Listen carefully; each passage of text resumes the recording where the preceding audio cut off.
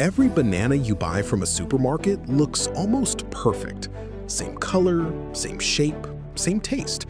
But that is exactly the problem. The most common banana in the world is not just popular, it is almost a clone army. Most export bananas are Cavendish bananas, and they are grown to be extremely uniform.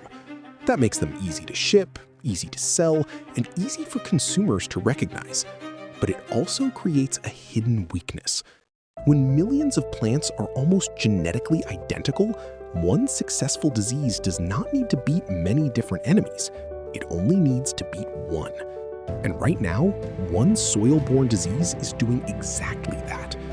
So this is not just a story about fruit.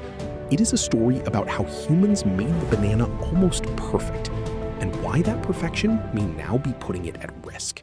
Why bananas became so successful? To understand the crisis, we first need to understand why bananas became so successful. A banana plant may look like a tree, but it is not a true tree. It is a giant herb. What looks like a trunk is actually a pseudostem made from tightly packed leaf sheaths. Underground, the real growing structure is connected to a corm or rhizome. After one stem produces fruit, that stem will not fruit again. But new shoots, called suckers, grow from the base and continue the next generation. This is one reason banana production is so efficient. Farmers do not usually grow commercial bananas from seeds. They grow them by vegetative propagation, using suckers, corms, or tissue-cultured plants. The fruit itself is also unusual. The bananas most people eat are seedless and develop without fertilization. That makes them soft, sweet, convenient, and easy to eat. No hard seeds, no complicated preparation, just peel and eat. In many countries, bananas and plantains are not only snacks, they are staple foods. They provide calories, income, and food security for millions of people across tropical regions. This is why bananas became one of the most successful fruit crops on Earth, but it cannot easily evolve when a new disease arrives. This has happened before. Before Cavendish became the banana most people know today, the international banana trade was dominated by a different variety, Gros Michel. Gros Michel was popular because it tasted good, shipped well, and fit the export system of its time. But it had one fatal weakness.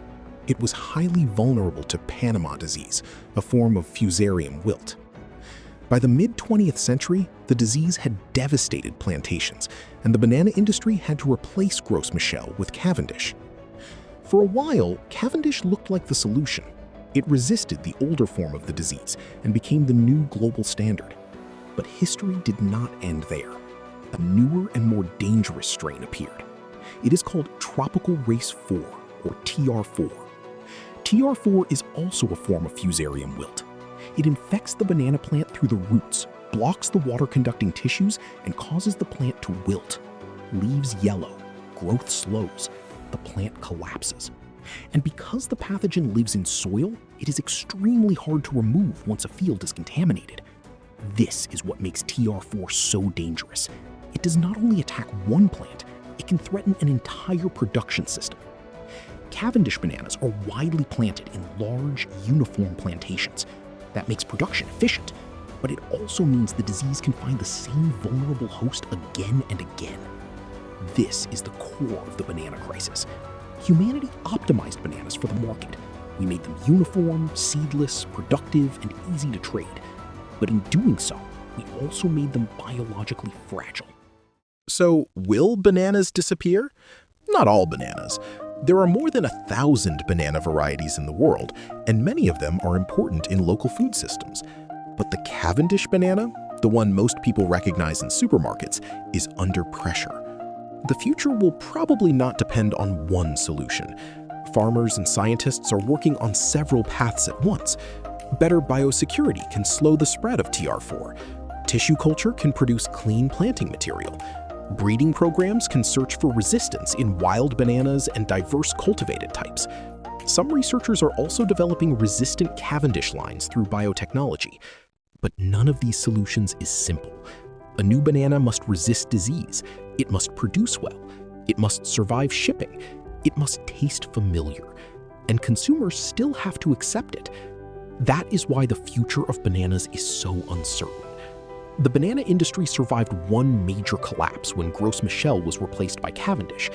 But replacing Cavendish may be harder, because this time the world is even more connected, the plantations are larger, and the disease is already moving.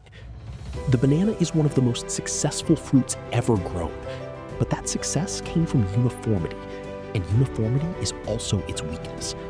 So the next time you peel a banana, remember this: the fruit in your hand looks simple, but behind it is one of the biggest biological risks in modern agriculture.